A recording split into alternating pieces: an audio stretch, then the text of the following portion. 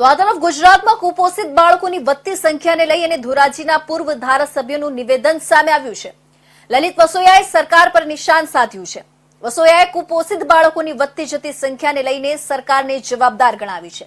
સરકાર કુપોષિત બાળકો માટે કરોડો રૂપિયાની ગ્રાન્ટ ફાળવી રહી છે, પરંતુ બાળકોને લાભ મળતો નથી તેવો આરોપ લગાવ્યો છે.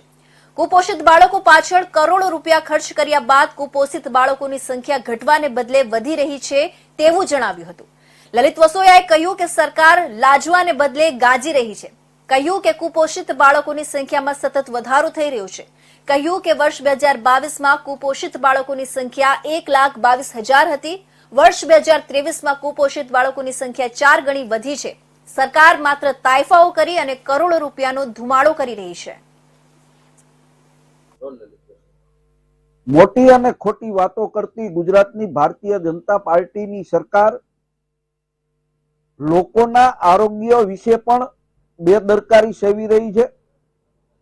ગુજરાતની અંદર કુપોષિત બાળકોની સંખ્યા ઘટાડવા માટે કરોડો રૂપિયાનું એંધાણ કરીને પણ કુપોષિતોની સંખ્યા ઘટતી નથી, વધી રહી છે.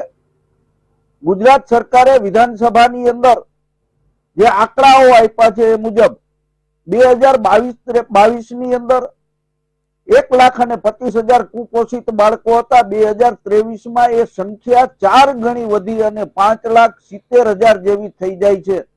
અને છતાંય આ ગુજરાતની ભારતીય જનતા પાર્ટીની સરકાર લાજવાને બદલે ગાજી રહી છે. સરકારે ગુજરાતની જનતાના, ગુજરાતની ભાવિ પેઢીના આરોગ્યને ધ્યાનમાં રાખી આ કુપોષિત બાળકો માટે કોઈ યોજનાઓ બનાવવી જોઈએ, જેથી કુપોષિત બાળકોની સંખ્યા ઘટે અને ગુજરાતનું યુવાધન મજબૂત અને સક્ષમ બને.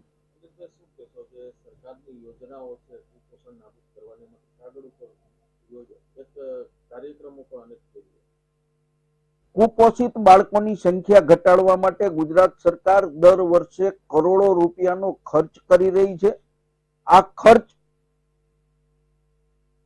ખોટા ખર્ચ પાછળ અને પ્રચાર પાછળ એ પૈસા વપરાઈ રહ્યા છે ને પૈસા કોઈના કોઈ અધિકારીઓના અને સામાજિક સંસ્થાઓના ખીચાની અંદર જઈ રહ્યા છે.